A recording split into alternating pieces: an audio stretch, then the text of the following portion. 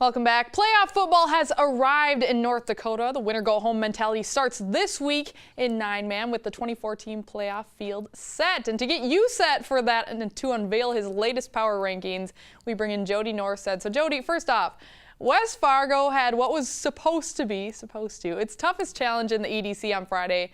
What do you make of the way the Packers were able to handle Fargo South?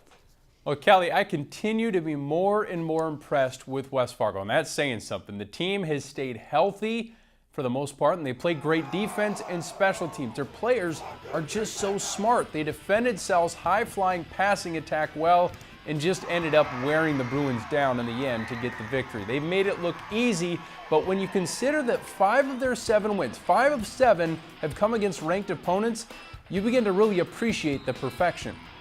We're not professional athletes. We're not used to doing that week after week after week. So we finished with a tough schedule too. We've got Central who's playing better, and then we play Davies. So it starts to go really fast at this time of the year, and we're locked into the playoffs. We're just waiting to see, hopefully, if we can get that #1 seed. The 4 playoff spots are locked up in the East with West Fargo, Fargo South, Cheyenne, and Davies all in. Of course, that can rearrange a little bit. 3 of the top 4 are clinched in the West with Century, Bismarck, and Minot in. Legacy can clinch the final spot with a win over Williston on Friday. You see Century and Bismarck tied for that top spot. They go head-to-head in a big showdown Friday night at the Community Bowl. You can check out the 3A power rankings on my blog at midcosm.com. Let's show you what I have for 2A, though. After a wild weekend that saw Watford City stun St. Mary's, the Saints have lost 2 straight for the first time in 5 years. Jamestown hops the Saints. The Blue Jays are starting to get a passing game going. Tommy Falk passed for over 200 yards Saturday in a win over Wahpeton. Watford City has won 4 straight. In Class A, entering the final week of the season, there's a change at the top for me after my #1 Beulah got upset by Trinity 21-zip. Hillsborough Central Valley beating defending state champ Ellendale Edgley Cullen convincingly to nab that top spot. More on that game in a bit. Everyone else slides up. Langdon Edmore Munich has allowed 30 points total this season. Velva has allowed 13. Both are cruising. Trinity takes that 5 spot after the upset of the Miners. How about some 9-man talk in one of the best games of the year? New Salem Glen Ullin snapped Shiloh Christian's 40-game regular season win streak. This game saw 4 lead changes. Evan Henke was unreal at quarterback for the Holsteins. He rushed for 2 touchdowns and passed for 2 more. The visitors built a 30-20 lead. Jaden Mitzel rushed in this score to cut the lead to 30-28 late. But right after that, Henke hit Braden Zuroff, who capitalized, scoring for the 3rd time to make it 36-28. Shiloh scored, but couldn't convert the 2-pointer, and the Holsteins pulled off the victory to clinch the Region 5 title. Well, I think the key is getting us by. We need to heal up a little bit, and we've played some tough games and get these kids just a little bit of a breath and get a chance to, to work on some fundamentals at practice and kind of get back to the basics here and then prepare ourselves for that playoff stretch and that playoff run.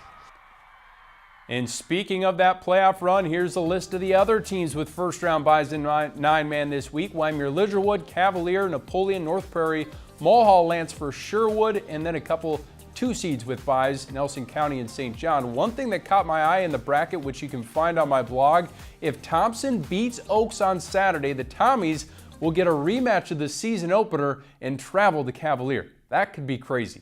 Let's get to the top performers from this past Friday and hand out our game ball as well. So many big-time performances again this week, but we narrowed it down to our top 10, make it 11, of course, with the game ball winner. Alex Sell leads us off. He found the end zone 3 times on the ground in the win over South and also had a big interception. Century's Cade Lynch has helped the Patriots offense really take off since returning from injury.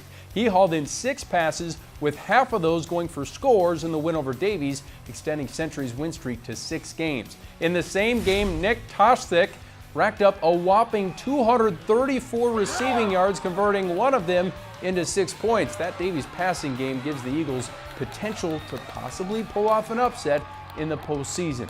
Bismarck's Jalen Sprecher, a regular on the list, rushes for 184 on just 18 carries. He scores 4 times. Speaking of regulars, Oak Grove's Ben Hogarth rumbles for 162 yards and a score. Plus, he gets this late pick six against Maple Valley Enderlin to clinch the Grovers a playoff spot for the first time since 2008. Congrats to them. You saw Evan Henke and Nate Zuroff's highlights. There are the numbers for that tandem on the list. Andy Vasquez had a highlight reel game for Wyndmere Lidgerwood.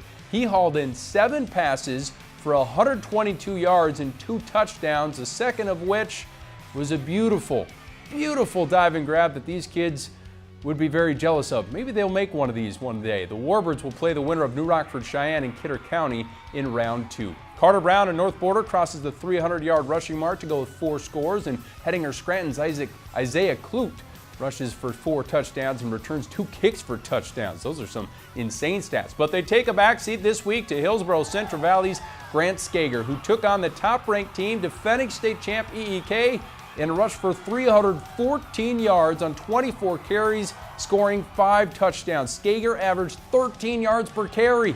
Yikes!